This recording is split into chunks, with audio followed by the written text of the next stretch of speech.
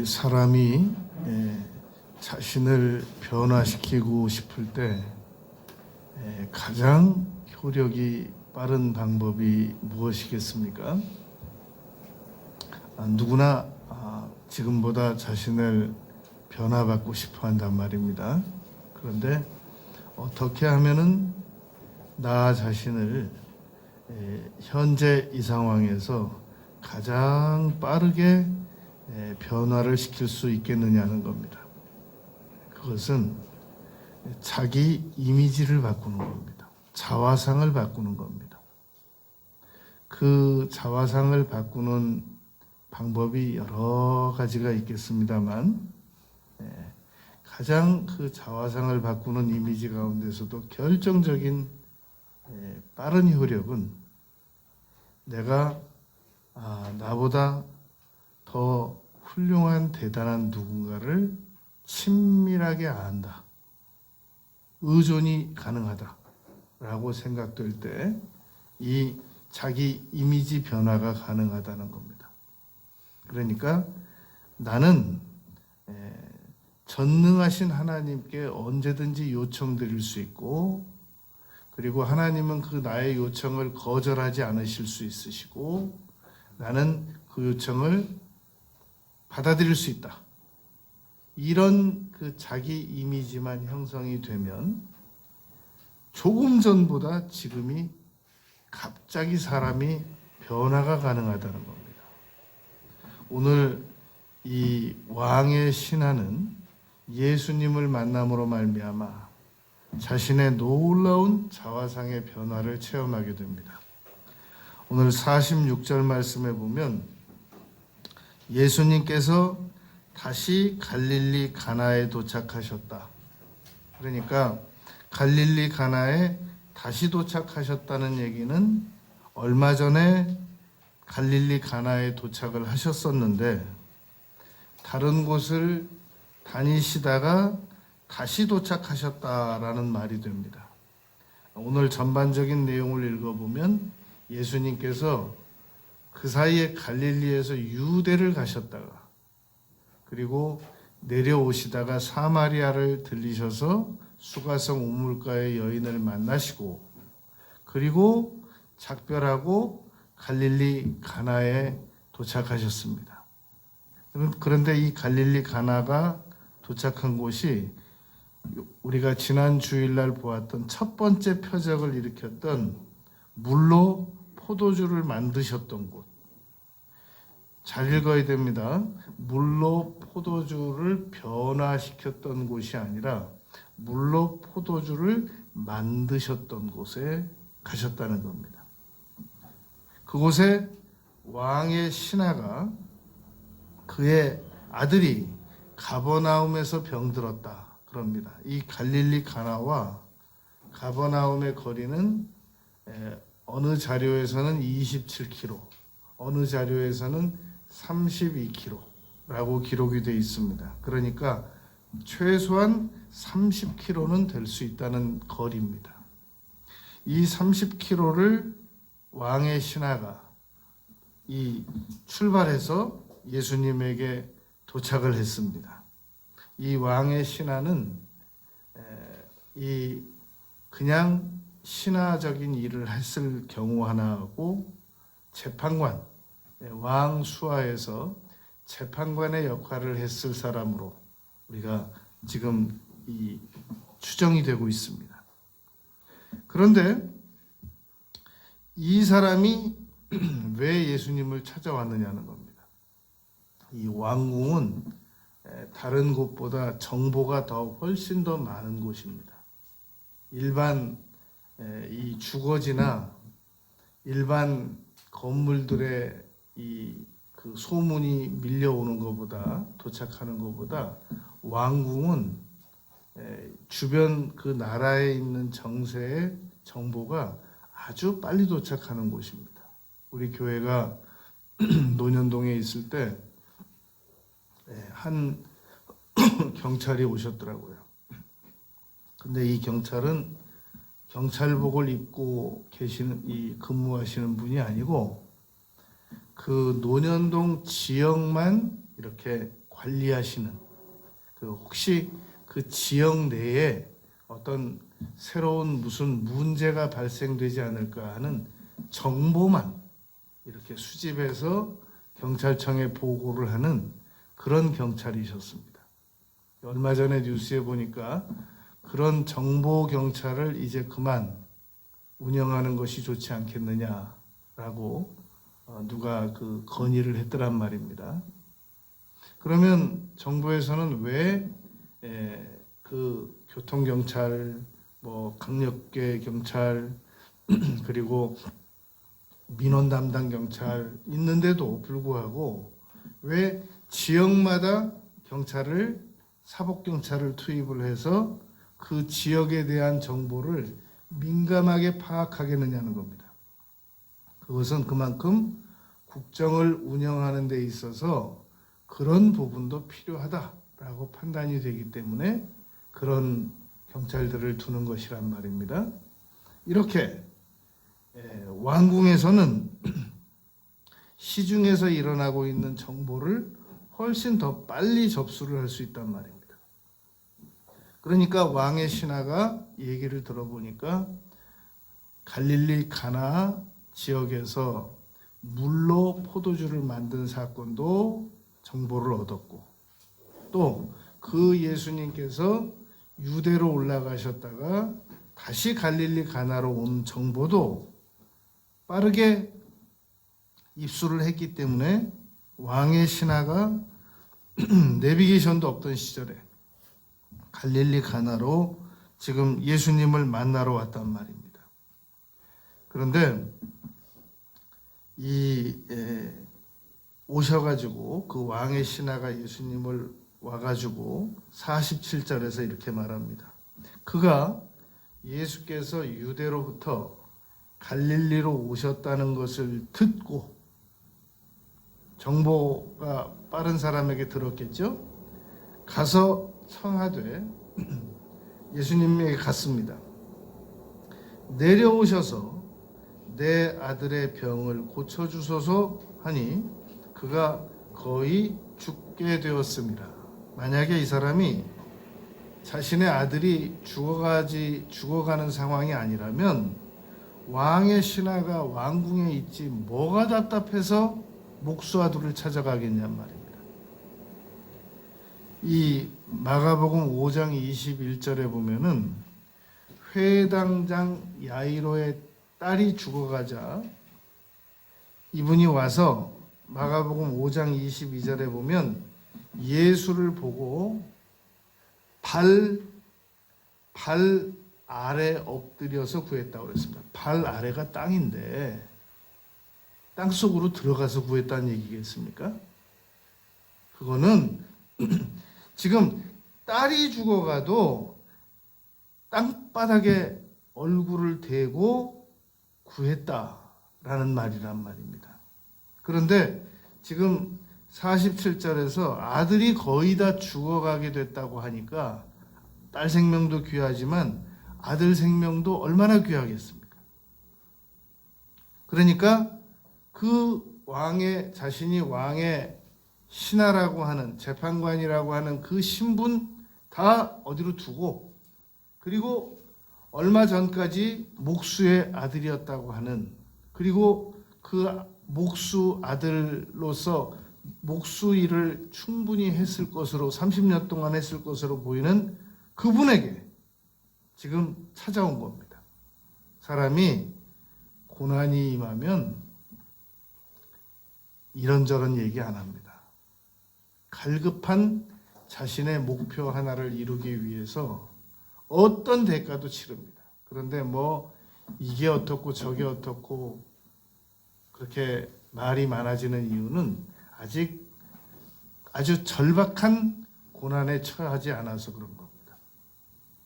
48절 말씀 보면은 예수님께서 너희는 표적과 기사를 보지 못하면 도무지 믿지 아니하리라.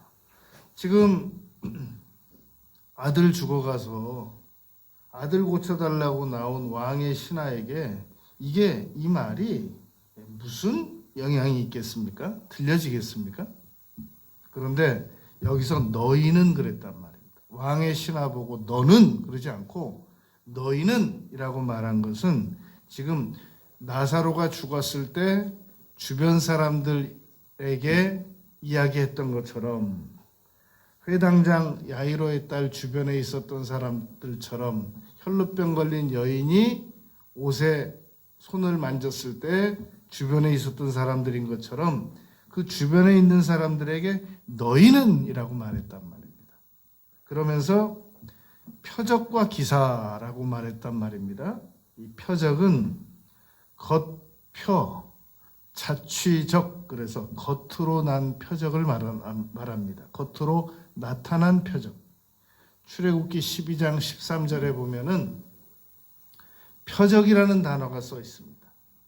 그런데 뭐라고 말씀하시냐면 하나님께서 모세에게 너희가 피를 바르면 그 집 겉에 나타난 그 피, 표적을 보고 내가 그 집을 건너뛰어서 심판하지 않겠다. 이렇게 겉으로 드러난 표적을 말할 때 표적이라고 합니다. 그리고 다시 기사라고 이중적으로 설명하신 것은 기이한 일, 아주 지금까지 우리 일반 상식으로 생각할 수 없는 일을 말합니다. 출애굽기 11장 9절에 기록된 내용입니다. 바로에게 행한 기적들, 그것을 말하는 겁니다. 그래서 표적과 기사를 보지 못하면 도무지 믿지 아니하리라. 그러니까 지금 이 왕의 신하는 예수님에게 나와가지고 예수님을 믿고 말하는 게 아니라 예수님께서 내 아들의 병을 고쳐주시면 그때부터 믿을 계획입니다. 지금 소문을 듣고 예수님에게는 왔는데 이분이 내 아들을 살릴 수 있다라고 지금 믿고 있는 게 아니라 이분이 내 아들을 소문처럼 살려낸다면 내가 그때부터 믿을 것이다. 그리고 주변 사람들도 마찬가지란 말입니다. 그러니까 예수님께서 너희는 이미 내가 하나님이고 이미 가나에서 물로 포도주를 만들었고 그리고 수없이 많은 기사와 이적을 표적을 보였는데도 너희들은 나를 이제 테스트 해가지고 어떤 결과가 나오면 믿으려고 하는구나 라는 말씀을 지금 48절 말씀에서 하셨던 것이란 말입니다. 그런데 그러면 예수님께서 이렇게 말씀을 하시고 생각을 하실 때는 그럼 왕의 신하 입장으로서는 입장을 바꿔보면 당연한 거 아니겠습니까? 그런데 문제는 꼭 이렇게 왕의 신하와 같은 학생만 있는 게 아니라 똑같은 조건의 학생인데도 너무 뛰어나게 예수님을 믿어드리는 신뢰하는 학생이 꼭 있기 때문에 이렇게 왕의 신하와 같은 학생이 비교 평가를 받는 겁니다. 왜냐하면 마태복음 8장 6절부터 보면은 하인이 아파서 나온 백부장이 있었단 말입니다. 그랬더니 그 백부장에게 예수님께서 내가 가서 고쳐주리라 라고 적극 제안을 합니다. 그랬더니 이 백부장이 말씀으로만 하옵소서. 그러면 내 하인이 낫겠나이다. 나도 종이 있어서 그 종에게 가라 하면 가고 오라 하면 오고 이것을 하라 하면 하나이다. 그런데 뭘 번거롭게 우리 집을 가셔서 고치시겠습니까? 그냥 여기서 명령하시옵소서. 이런 백부장과 왕의 신하가 대조가 되기 때문에 예수님께서 48절에서 꾸짖듯 말씀하신 것이란 말입니다. 너희들은 꼭 내가 표적과 이적을 보여주어야만 그제서부터 믿겠느냐? 이거는 이제 그만한 실력이 있는 분으로서 가질 수 있는 불평입니다. 아무 이런 그 실력도 없으신 분이 너희는 나에게 내가 꼭 표적과 이적을 보여주어야만, 기사를 보여주어야만 믿겠느냐? 예수님이시니까 하실 수 있으신 생각이시란 말입니다. 49절에 예수님께서 그렇게 말씀하시거나 말거나 신하가 이르되 주여 내 아이가 죽기 전에 내려오소서. 지금 죽어가고 있습니다. 뭐 표적과 기사를 뭐 보고 믿건 못 보고 믿건 지금 그런 것들이 내 마음에 내 귀에 들려지지 않습니다. 지금 가셔야 됩니다. 지금 빨리. 이렇게 요구했단 말입니다. 우리가 지금 예수님께서 48절에서 말씀하신 의도는 이런 겁니다. 어느 회장이 가셔서 해결해 주시기 바랍니다. 그건 내가 전화만 해도 돼. 뭘 나보고 가자고 그래. 이런 말보다 예수님의 말씀은 더 답답하신 겁니다. 그건 내가 여기서 명령하면 돼. 그런데 문제는 왕의 신하가 그런 경험이 없거든요. 체험이 없단 말입니다. 시편 147편 15절에 보면은 그의 명령을 땅에 보내시니 그의 말씀이 속히 달리는도다. 그러니까 하나님께서 이 세상에 아무것도 없을 때, 무일 때 빛이 있으라 하셨더니 그냥 빛이 생겨났단 말입니다.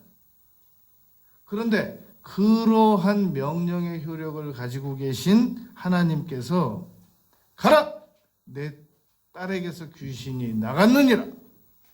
여인이 집에 가서 본즉 딸이 완전히 치유돼서 자기 침대에 앉아 있었단 말입니다. 우리 인간의 말은 입에서 나오면 자기 이 예언적인 효력은 발휘할 수 있겠습니다만 이 나의 말이 어디 달려가 가지고 무슨 이적을 행하지는 못한단 말입니다. 그런데 하나님의 말은 그렇지 않단 말입니다. 입에서 나오면 그 즉시 그 일이 이루어지게 됩니다. 여러분 그런 말 들어본 적 있습니까? 물의 칼로리는 제로다. 뭐 음식마다 다 칼로리가 20, 30, 40, 50 다 있는데 물의 칼로리는 제로다. 그런 말 있죠. 예수님과 전 세계에 있는 사람들의 거리는 0km입니다. 10km도 아니고 100km도 아니고 8만 km도 아니고 여기서 명령하셨는데 그 이스라엘까지 그 효력이 미쳐질까? 여기서 명령하셨는데 그 아랍에미리트까지 영향이 갈까? 0km입니다. 모든 사람의 거리가 0km입니다. 그러니까 이 사람은 왕의 신하는 내 아이가 죽기 전에 내려오소서. 그러나 아무리 0km라도 우리가 간절하게 구하지 않으면 아무 일도 안 일어나는 경우가 허다합니다. 지금 왕의 신하가 예수님에게 나오지도 않고 그러면서 갈릴리 예수가 우리 아들을 고쳐주셨으면 좋겠다라고 생각하고 있었다면 그렇다면 아무 일도 안 일어난단 말입니다. 걸어가서 예수님을 만나서 아뢰는 대가를 치렀다는 겁니다. 50절에 보면 예수님께서 말씀하십니다. 가라! 내 아들이 살아있다. 하시니 그 사람이 예수께서 하신 말씀을 믿고 가더니 예수께서 하신 말씀을 믿고 집으로 가더니 그런 말입니다. 만약에 이 사람이 예수님께서 그 자리에서 하신 말씀을 못 믿었다면 또 다른 명의를 찾으러 갔겠죠. 가다가 이분이 지금 아들은 살았다니까 살아 있으면 좋고 안 살아 있으면 어쩔 수 없는 거고 그러니까 나는 또 누가 유명하다는데 거기 들려서 그 사람 데리고 가서 아들 살아 있으면 그냥 보내면 되는 거고 안 살아 있으면 다시 내가 데리고 간 사람에게 고쳐달라고 하면 되는 거니까 또 다른 곳을 갔겠죠. 그런데 이 왕의 신하가 그 즉시 자기 집으로 갑니다. 여러분 우리가 하나님에게 무엇인가를 구할 때 좋은 것은 하나님께서는 우리의 출신 성분을 요구하지 않으신다는 겁니다. 너 어디 출신이냐? 집이 어디냐? 너 재산 얼마냐? 너 IQ 몇이냐? 그런 걸 논하지 않으신단 말입니다. 너 지금까지 옛날부터 지금까지 어떻게 살아왔어? 너의 양심이 더 잘 알고 있잖아. 이런 말씀 안 하신단 말입니다. 이 마태마가 누가복음 요한복음에서 예수님께서 이적을 일으켜 주실 때 치료해 주실 때 딱 한 번 마가복음 2장에서 소자야 내가 죄 사함을 받았느니라 라고 딱 한 번 하셨어요. 그 외에는 그 사람이 과거에 어떻게 살아왔든지 출신 성분이 어떻든지 일체 말씀 안 하시고 고쳐주셨습니다. 고쳐달라고 했기 때문에 고쳐주셨단 말입니다. 이런 출신 성분의 문제는 사람에게 문제가 되는 겁니다. 하나님에게는 문제가 안 된단 말입니다. 왕의 신하에게는 물질이 충분히 있었습니다. 예수님께서 이 왕의 신하에게 아무 물질도 요구하지 않으셨습니다. 엘리사에게 나아만이 나왔을 때 그 나아만이 가지고 온 거 엘리사가 하나도 안 받았거든요. 너무 아까우니까 그 게하시가 쫓아가가지고 우리 주인이 좀 가지고 온 것 중에 일부를 달라고 합니다. 받았다가 무능병 걸렸잖아요. 하나님의 이 높으신 그런 그 치유의 역사에는 우리에게 무엇인가를 받고 치료해 주시고 치료비 받고 치료해 주시고 그러신 분이 아니시란 말입니다. 그런데도 우리는 못 나가요. 그런데도 우리는 안 나가요. 너희가 얻지 못하면 구하지 아니하며. 무슨 문제든지 가지고 나가면 우리는 치료를 받는단 말입니다. 해결을 받는단 말입니다. 예수님께서 혈루병 걸린 여인에게도 아무것도 요구하지 않으셨죠. 회당장 야이로의 딸에게도 아무것도 요구하지 않으셨죠. 나인성 과부의 아들 살려주시고도 아무것도 요구하지 않으셨죠. 물을 포도주로 만들어주시고도 아무것도 요구하지 않으셨죠. 단지 더 잘 믿으라. 그것만 원하신단 말입니다. 이 믿음은, 말씀은 두 종류가 있습니다. 성경 말씀은 기록된 말씀, 창세기부터 계시록까지 기록된 말씀은 로고스라고 합니다. 기록된 말씀. 그런데 창세기부터 계시록까지 있는 말씀 중에 어느 말씀이 뛰어나와서 나의 마음속으로 들어오는 말씀이 있습니다. 그걸 선포된 말씀, 레마의 말씀 그럽니다. 그러니까 우리가 성경을 부지런히 읽어서 창세기부터 계시록까지 부지런히 읽어서 그 말씀이 이게 이런 뜻이구나 라고 지식적으로만 이해가 되고 있다면 그것은 나에게 로고스 말씀으로 영향을 미치고 있는 겁니다.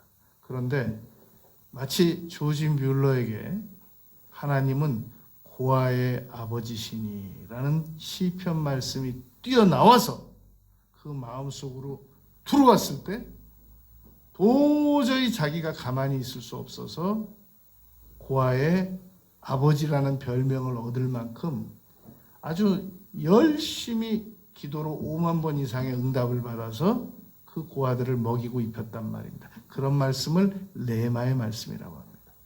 왕의 신하에게 가라! 내 아들이 살았다. 이걸 레마라고 합니다. 그러니까 우리에게 어떤 기도 중에 어떤 응답이 오면 이게 뭐 옆에 사람들한테 말해가지고 도대체 설명이 안 돼요. 그런 말도 들려?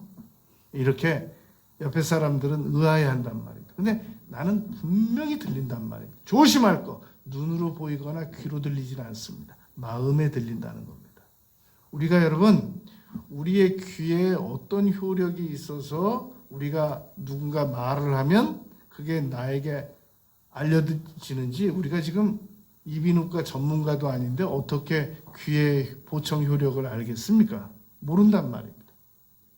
마찬가지로 하나님께서 하신 말씀이 레마의 말씀으로 내 마음에 들린다는 거, 그거 어떤 효력인지 모르죠. 우리가 자동차 키를 넣고 이 시동을 켰을 때 무슨 동작에 의하여 시동이 걸려서 차가 앞으로 나가는지 그걸 우리가 어떻게 합니까? 전문가나 알죠. 여하튼 하나님께서 말씀하시면 그게 내 귀에 들립니다. 그런데 그게 귀나 눈이 아니고 마음에 들리는 걸 레마의 말씀이라고 합니다. 그 레마의 특징은 옆에 사람들은 못 믿어져도 나는 믿어진다는 겁니다.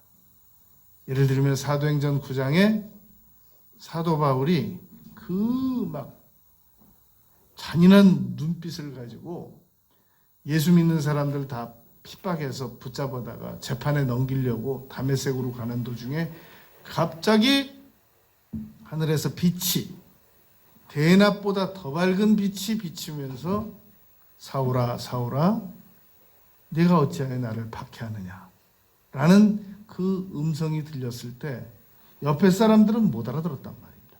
그런 것을 레마의 말씀이라고 합니다. 그랬더니 이 왕의 신하가 그 말을 믿고 갑니다. 51절에 내려가는 길에서 가버나움으로 가는 길에서 갈릴리가 좀 이스라엘 사람들은 윗지역이라고 생각을 해요. 헤르몬 산부터 시작해가지고 가버나움으로 내려가는 길에서 그 종들이 오다가 만약에 왕의 신하가 다른 유명한 어디 또 명의 찾으러 갔으면 길이 엇갈렸겠죠. 집으로 가는 길로 갔기 때문에 종들이 오다가 만났단 말입니다. 이 종들이 제일 먼저 하는 말이 아이가 살았습니다.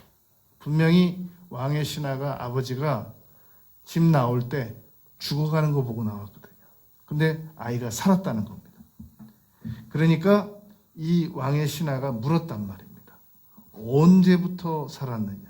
그러니까 52절에서 그 낫기 시작한 때를 물은 즉 어제 7시에 어제 7시라는 얘기는 유대 시간은 여기다 6시간을 합해야 됩니다. 그러면 13시간이고 13시는 오후 1시란 말입니다. 오후 1시에 열기가 떨어졌나이다. 아니 열기가 떨어지면 서서히 떨어지는 거지. 어떻게 오후 1시에 딱 열기가 떨어질 수 있어요. 누가복음 4장 38절 39절에 보면 베드로의 장모가 열병 걸려 누워 있었단 말입니다. 사람들이 예수님에게 베드로의 장모가 열병 걸려 누웠다고 좀 치료해 달라고 하니까 38절 39절 열병을 꾸짖으신 즉 여인이 즉시 일어나 수종들기 시작하니라 그랬단 말입니다. 하나님의 능력, 이게 약 먹고 낫는 거면 서서히 점진적 치료가 이루어집니다. 그런데 예수님께서 치료하셨기 때문에 어제 1시에 떨어졌다는 겁니다. 이 말씀을 보면은 예수님의 말씀에는 권세가 있었습니다. 이 능력은 두 가지가 있는데 말씀도 로고스와 레마가 있듯이 힘도 두 가지가 있습니다. 하나는 능력에 의한 힘, 트럭 같은 힘, 포크레인과 같은 힘, 무거운 짐을 들어 올리는 힘, 비행기가 뜨는 힘, 이런 것은 두나미스라고 합니다. 그런데 권세라고 하는 것은 그것을 멈추는 힘, 말로 멈추는 힘, 말로 지시해서 일어나게 하는 엑수시아라고 합니다. 예수님의 말씀은 권세가 있으셨기 때문에 가라 내 아들이 낳았느니라 라고 선언해 주셨단 말입니다. 그 일이 그대로 일어났단 말입니다. 여러분 우리는 언제 우리 자녀들이 이렇게 왕의 신하의 아들처럼 아파서 죽어가게 될지 모릅니다. 그런데 우리에게는 예수님에게 도움을 요청드릴 권리가 있단 말입니다. 이 왕의 신하는 자기 아들이 이때쯤 죽어가는 병에 걸릴지 몰랐습니다. 그러나 여하튼 자기 아들이 죽어갈 때 이 왕의 신하는 누구를 붙잡고든 자기 아들을 다시 살려냈다는 겁니다. 자기 아들을 다시 살려내는 실력이 있었다는 겁니다. 이 왕의 신하는 옛날부터 그런 실력을 가지고 있었던 게 아니고 예수님에 대한 정보를 듣는 순간부터 즉시 움직이기 시작해서 여하튼 죽어가는 아들을 살려냈단 말입니다. 살려내면 되는 거잖아요. 그 수로보니게 여인은 딸이 귀신이 들렸습니다. 여하튼 귀신을 쫓아냈잖아요. 예수님 뵙고 나서. 그러니까 우리가 내가 권능을 가지든지 권능을 가지신 예수님에게 나가서 문제를 해결하든지 해결하면 되는 겁니다. 그래서 53절에 보니까 그의 아버지가 예수께서 내 아들이 살아있다 말씀하신 그때인 줄 알고 어제 1시가 자기와 그 온 집안이 다 믿으니라. 여러분, 아들이 죽어갈 뻔했던 것은 너무 놀라운 일이지만 그 일로 인하여 아들이 원상태로 돌아오고 그 일로 인하여 온 집안이 다 예수님을 믿는다면 이것처럼 큰 축복이 어디 있습니까? 그러니까 고난은 우리를 힘들게 하는 거 맞습니다. 우리를 놀라게 하는 거 맞습니다. 우리를 심리적 압박으로 몰아넣는 거 맞습니다. 그런데 그 문제가 결국은 시편 119편 67절 71절 이 고난의 유익이 나를 더 나은 사람으로 만들어낸다는 겁니다. 우리 가정을 이 고난이 지금보다 더 나은 가정으로 만들어낸다는 겁니다. 우리 단체가 이 고난으로 인하여 더 나은 단체로 만들어낸다는 겁니다. 이것처럼 큰 축복이 어디 있겠냔 말입니다. 그러므로 고난을 불편한 건 사실이나 고난을 아주 싫어하거나 고난을 아주 몹쓸 정도로 귀찮게 여기거나 그런 태도는 수정되어야 합니다. 이 왕의 신하는 예수님이 아니고 다른 누군가를 찾아갈 가능성도 있었습니다. 이 열왕기하 1장 2절, 3절, 4절에 보면은 아시아 왕이 있었지 않습니까? 이 사람이 다락 난간에서 떨어져 가지고 병이 들었을 때 그 신하들에게 에그론의 신 바알세붑에게 가서 이 병이 낫겠나 물어봐라 라고 그냥 자기네 그 아시아 왕과 신하와 나눴던 대화란 말입니다. 그런데 하나님께서 엘리야에게 지시가 떨어졌습니다. 너 아시아를 찾아가라. 가서 이렇게 말해라. 어디 이 나라에 이스라엘에 하나님이 없어서 에그론의 신 바알세붑에게 가서 물으라고 했느냐? 너는 그 침상에서 못 내려오고 죽는다라고 선언해라. 이렇게 말했단 말입니다. 여러분, 우리가 살아가다가 어떤 어려움을 만날 때 절대 인생들과 방백들을 함부로 의지하는 거 아닙니다. 그러면 아시아에게 하나님께서 엘리야를 보내서 말씀하신 것처럼 어디 하나님이 없어서 너 함부로 사람에게 의지하고 어느 누구에게 의지해 버릇하느냐? 라고 꾸짖으실 수 있습니다. 54절에서 이것은 예수께서 유대에서 갈릴리로 오신 후에 행하신 두 번째 표적이니라. 이 요한복음 21장 25절에서는요. 그 요한복음 끝장 끝절입니다. 21장 25절이 만일 예수님께서 행하신 이적들을 낱낱이 다 기록한다면 이 세상에 이 기록된 책들을 다 둘 수가 없을 만큼 예수님의 이적은 그때 당시 많은 이적을 행하셨다라는 겁니다. 여러분, 우리가 하나님의 이적이 이렇게 크신데 왜 구하고 찾고 두드리지 않아서 우리는 이적을 체험을 못 보냔 말입니다. 왕의 신하는 그때까지 예수님 한 번도 안 믿다가 자기 아들 아프니까 즉시 찾아가서 응답을 받는데 우리는 날마다 예수님 만나고 날마다 예수님 동행하시고 그런데 왜 도대체 우리는 이렇게 응답을 1년에 한 번, 3년에 한 번, 5년에 한 번, 10년에 한 번 받느냐 말입니다. 예수님에게 문제가 있는 게 아니란 말이죠. 우리의 뇌는 여러분 평생 죽을 때까지 10%를 못 쓰고 죽는답니다. 얼마든지 우리의 뇌를 지금보다 더 많이 활용할 수 있다는 말입니다. 우리는 하나님의 능력을, 하나님께서 우리에게 주실 수 있는 능력을 10%만 활용하고 죽으면 정말 우리는 많은 것들을 누리고 살 겁니다.